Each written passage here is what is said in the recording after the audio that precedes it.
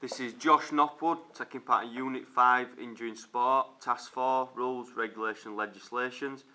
So Josh is going to attempt P5 and M4 criteria. So you need to describe and explain 4 rules, regulations and legislations related to health, safety and injury in sports participation. So can you first of all explain your first legislation, Josh? The first one I've chosen is Health and Safety at Work Act, the First Aid, 1981. This means like for every workplace you have to have a first aider that's what's it called? It's approved by the HSE.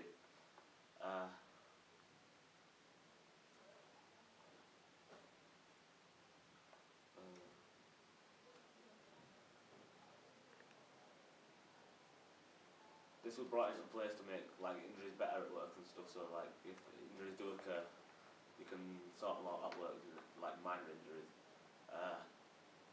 There are no set numbers of first aid. It depends on the size of the workforce. So there can be a fair few at a workplace.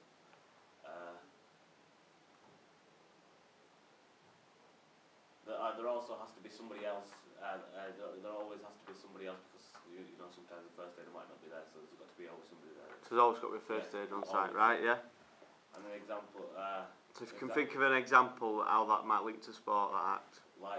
For a coach or something, a coach would always have to have a first aid kit and stuff like that just in case anything happens on one of his sessions or something. Good, so they've got a first aid kit, but what else do you need before you get first aid kit?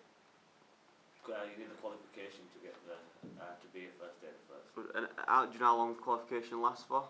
3 years. You've got to renew it every 3 years. Right, good, well done. So talk to me about second legislation. The second one is COSH. This is... What's COSH stand for? Control of substances hazardous to health. It means you've got to follow some rules when dealing with substances that are hazardous to people, and you make sure it all runs well by doing risk assessments, control of the exposure, health surveillances and incident planning to minimise the chances of injuries.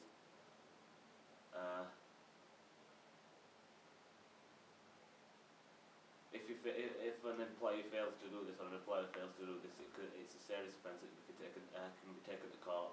And an example of this would be a person working at a swimming pool, they have to store the chlorine correctly.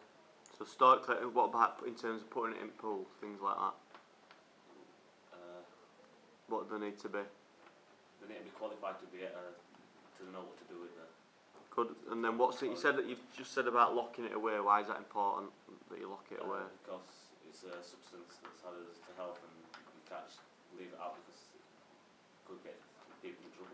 Good. So who are we basically locking it away from? They're the public. Good. Well done. Right. Third one. The Safety of Sports Ground Act 1975. This is to prevent injuries and stuff and any problems and stuff to spectators and participants when at a sports ground. They do this by having good grounds management, technical specialists, engineers and all relevant authorities to help them find out how many spectators can be safely at the sports ground.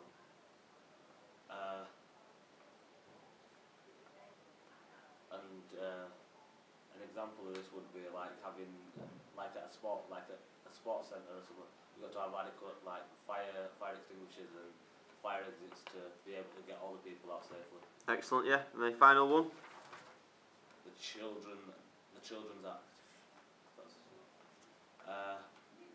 This was brought into place to look after kids when they're doing sport and stuff. It's involved in things like local clubs, after school clubs, football, teams in schools and stuff. Yeah.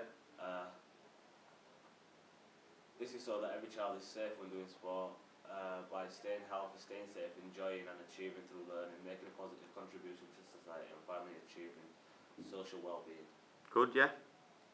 People who work with children, they'll have to be fully qualified, trained to notice problems with the children and report it appropriately. Why would that be important? Because if sometimes children might be having problems at home and stuff, or getting bullied in school and that, and they've got to notice that and be able to deal with it promptly. Good. So, do you think so? If you had your own sports coaching business, Yeah. and somebody you know recommended a sports coach to you and said, right, Josh, I've got this sports coach, he's a level 1 basketball coach, level 1 football coach, he's really good at multi-skills. However, he's not quite got his CRB, but I know him, he's an alright lad. Would you employ him? No. Why not? Because you have to have, you have to pass the CRB check, otherwise it's like illegal for you to work with children. Good, That's what well it done. means.